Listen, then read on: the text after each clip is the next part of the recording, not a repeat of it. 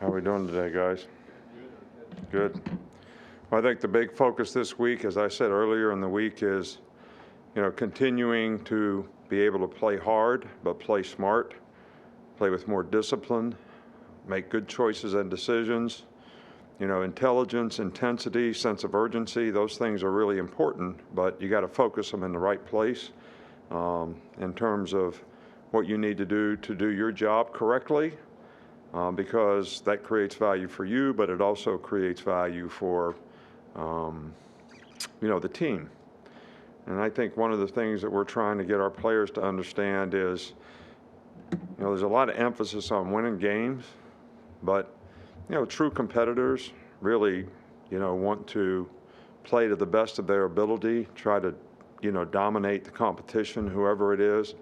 And I think that helps you play at a high standard all the time, which is, I think, something else that we need to, stay focused on so we get more consistent in what we do. I'm happy that this is the 9th year that we're, in curing kids' cancer. I think they've raised like $23 million since 2005, which is a real worthy cause and something that, we all support as much as possible. I know Miss Terry's going to have her next Kids Teachers Excellence Award. We appreciate good teachers more than you know, and that's why we try to always recognize them. Good teachers help individuals at a young age, find their passion, find their niche, find what they want to do in life. And it's not always one size fits all. And I think good teachers, teach individuals and find what they really need to do to help them be successful and have a successful life. So I think that's probably one of the most important things in our society, and why we, try to do a really good job of supporting teacher excellence.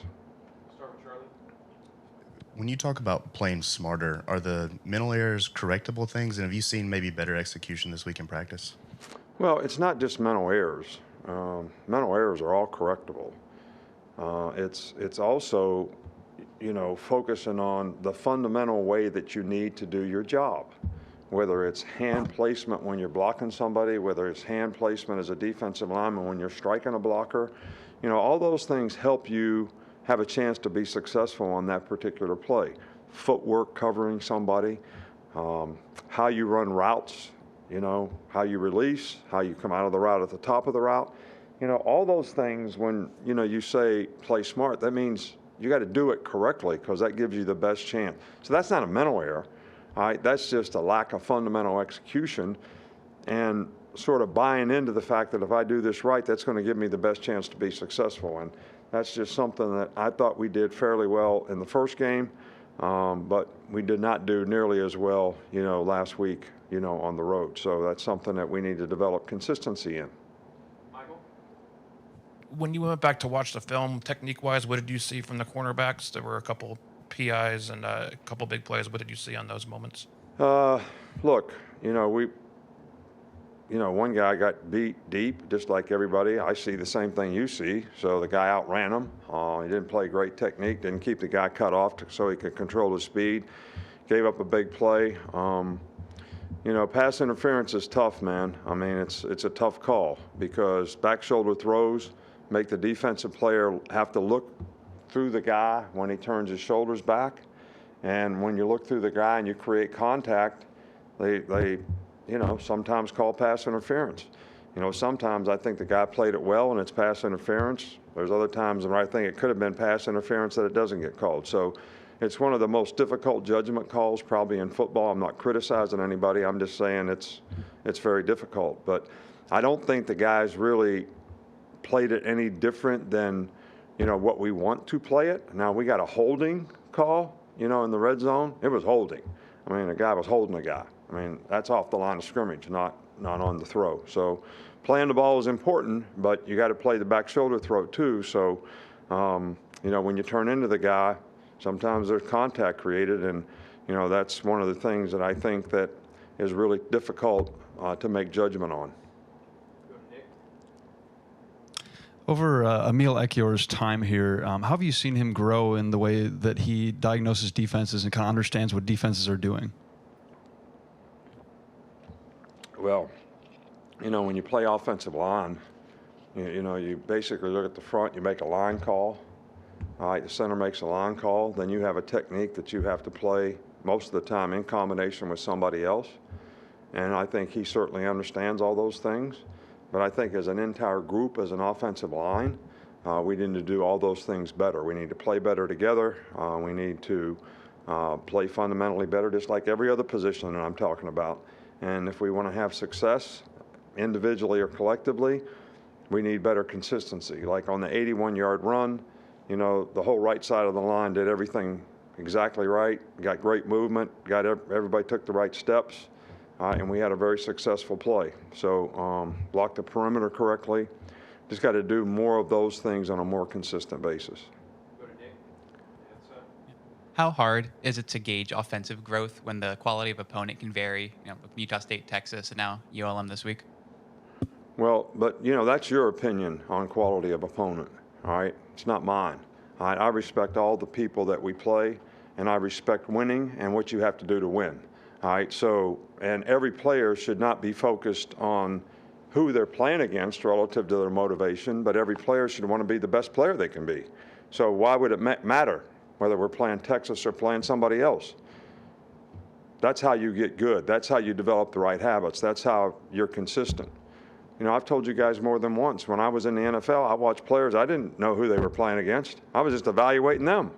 So that means when we play a team that's not as good as somebody else, you don't play as good. So you let the opponent determine how you play. You let the score determine how you play. You determine where you're playing. All right, that determines how you play. So when you get evaluated, what's somebody think? Oh, this guy plays pretty good at home. I don't think we'll draft him. Does that make sense? So I respect what it takes to win.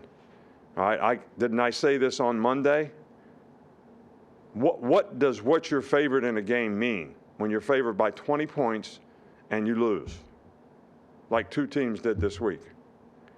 What does it mean? It means the people favoring you either don't know what you're talking about or the players playing got affected by that. Neither one of them are good.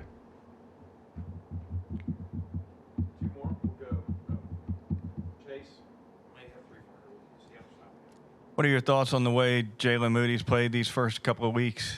He's done okay. He's done a good job. He plays hard.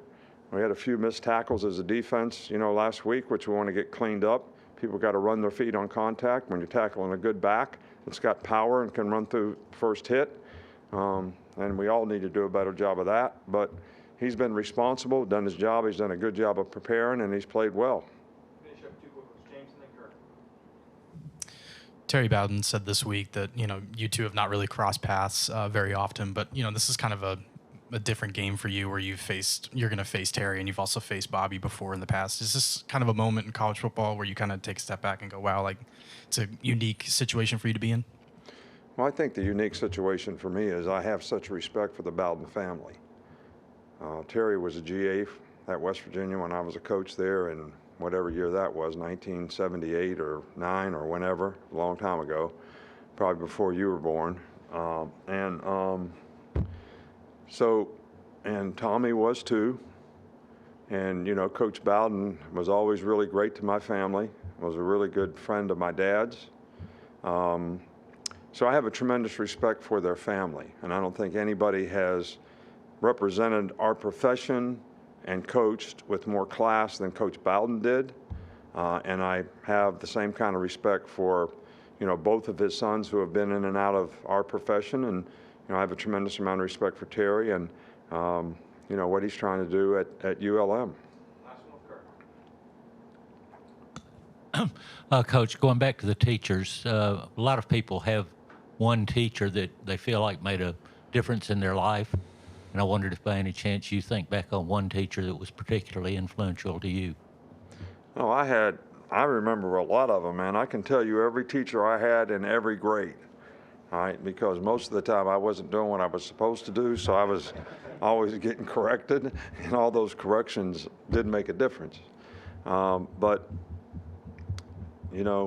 Miss Helminski gave me a D in music for not standing up and singing, so that was probably the best thing I ever learned about the importance of education, because my dad made me turn my basketball uniform in, took me down in a coal mine, and said, this is where you're going to end up when you don't get an education. So I remember her. Miss Matthews was my senior English teacher, and you know, she was a teacher that was a little bit like what I talked about earlier.